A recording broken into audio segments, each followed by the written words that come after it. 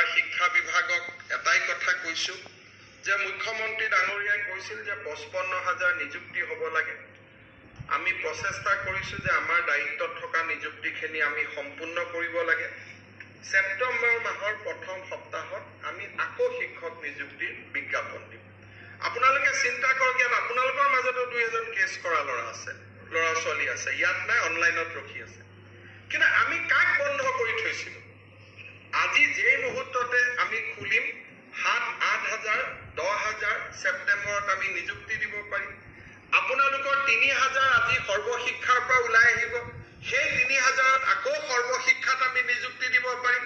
অৰ্থাৎ ব্যৱস্থাটোক যদি আমি চলিব দিওঁ, ইলেকশ্যনৰ আগতেই, যিহেতু ইলেকশ্যন শব্দটো সকলোৱে ব্যৱহাৰ কৰে, মাত্ৰ মাৰ্চ আৰু এপ্ৰিল মাহৰ আগতেই আমি আৰু 10,000 পৰা 20,000 জন ব্যক্তিৰ জীৱনলৈ আমি একোটা সম্ভাৱনাৰ জীৱন এটা আমি নমাই আনিব পাৰিম। কিন্তু সেইটোকে যদি নকৰি আমি অহা বছৰটোলৈকে ওলাই যাওঁ, আজি 38 বছৰ হৈ থকা ল'ৰা ছোৱালীখিনি 39 বছৰত ভৰি দিলে তেওঁলোকে আৰু আবেদন কৰিব নোৱাৰা হ'ব।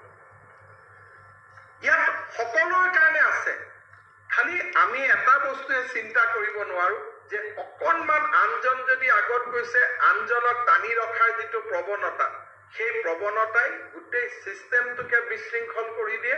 আৰু বিশৃংখলতা চিষ্টেমৰ পৰা চৰকাৰী নিয়ন্ত্ৰণত, বিশেষকৈ চৰকাৰৰ নথি পত্ৰৰ পৰা ওলাই আহিবৰ কাৰণে হিউমেন এফৰ্ট দি নহয়, তাক ছুপাৰ হিউমেন এফৰ্টৰ প্ৰয়োজনীয়তা হৈ পৰে।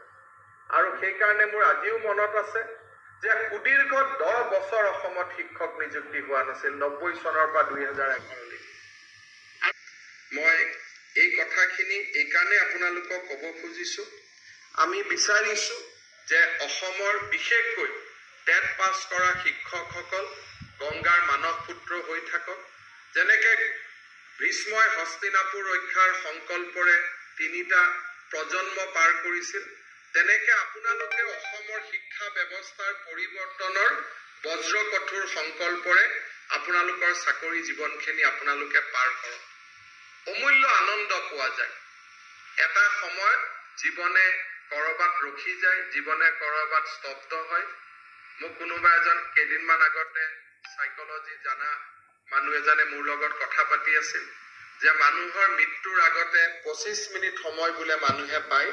25 মিনিট সময় ভগৱানে স্নেপশ্বট দেখুৱাই যে তই কি কৰিলি কি নকৰিলি।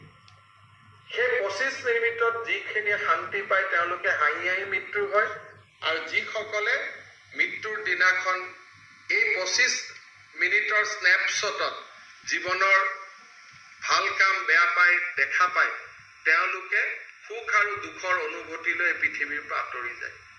মই বিচাৰো যে যিদিনাখন কেইদিনমান আগতে এখন সভাত এজন ব্যক্তিৰ এটা সুন্দৰ ভাষণ শুনাৰ মোৰ সৌভাগ্য হৈছিলে। তেওঁ কৈছিলে যে যিদিনাখন আমি জন্মগ্ৰহণ কৰোঁ, জন্মগ্ৰহণ কৰি কেঁচুৱাটোৱে কান্দে আৰু ওচৰত থকা মানুহখিনিয়ে হাঁহে, মাকে হাঁহে, দেউতাকে হাঁহে, পৰিবাৰে হাঁহে, ল'ৰাটোৱে কিন্তু ছোৱালীটোৱে কান্দি থাকে।